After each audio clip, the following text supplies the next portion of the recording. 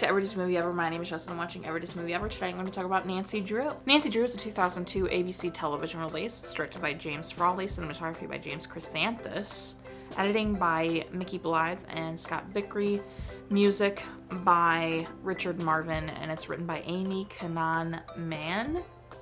It's also based off the fictional character Nancy Drew in the many book series. Nancy Drew is obviously a fictional character that's been around for a very long time, written by many ghost writers under the name Carolyn Keene.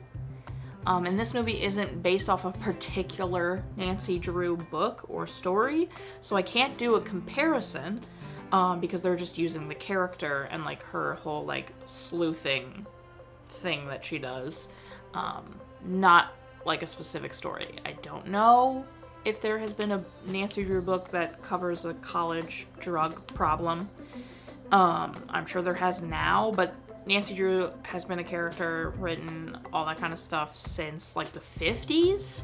And many different people have written Nancy Drew books under the name Carolyn Keene. The film stars Maggie Lawson as Nancy Drew, Jill Ritchie as Bess, Lauren Birkell as George, and Brett Cullen as Carson. This originally was supposed to be a pilot for a potential television series, but then they decided not to pick it up, so then they decided to make it air as a movie as part of The Wonderful World of Disney, and then they decided, well, if it does well in The Wonderful World of Disney, we'll pick it up in January for like a half season, and then they didn't. It wasn't very well received. People thought even with them trying to like modernize Nancy Drew, it just like didn't work. It fell a little flat.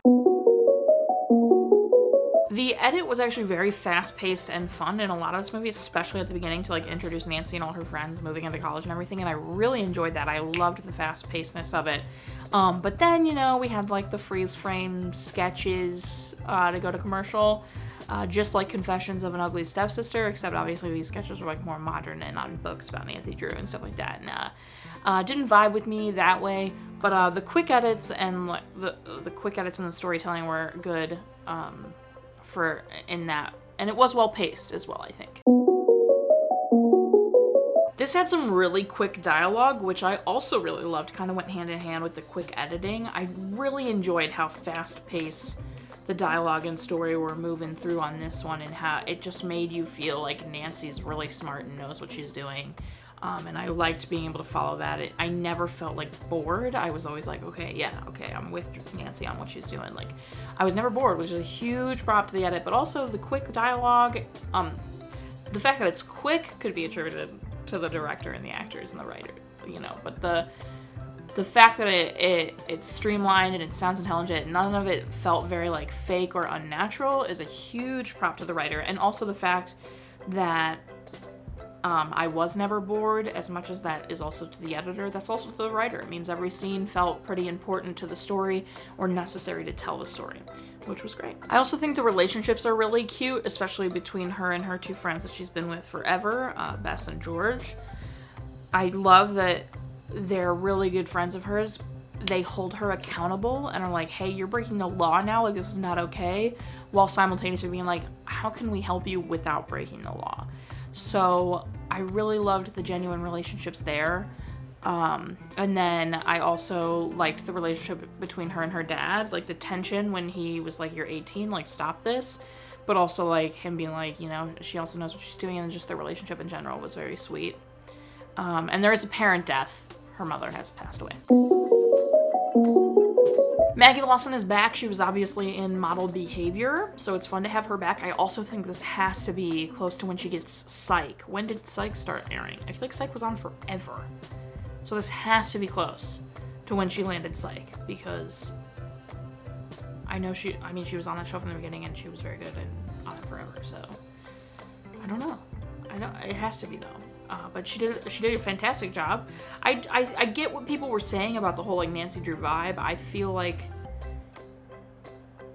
while she did a really good job in the role, I feel like she isn't Nancy Drew. I feel like she's not the Nancy Drew I would pick. So to be fair, I do like the Nancy Drew with Emma Roberts. So like I guess I'm not one to be talking because I know that movie's not great. But I think she's great as Juliet in Psych, which is a detective. So I don't know. You tell me. And then the chemistry between her and the detective, I think Detective Daly was his name. Whoa. That first scene with them in his little cubicle office thing, the chemistry was jumping off the screen. I mean, I was like, the tension between these two is palpable. Like, their chemistry was very, very good, even though that age difference was icky. I really loved that there were some strong female characters in this. It felt very, like, Veronica Mars-esque, except not as good and not as well written. It was good. I was entertained throughout the movie. Like, I never was bored. I never was like, oh, that's really bad. Any of that. It was a little predictable, but that's not necessarily a bad thing. I hated the teacher. I hate when teachers are like that. Like, there's no reason. There's absolutely no reason to be a turd.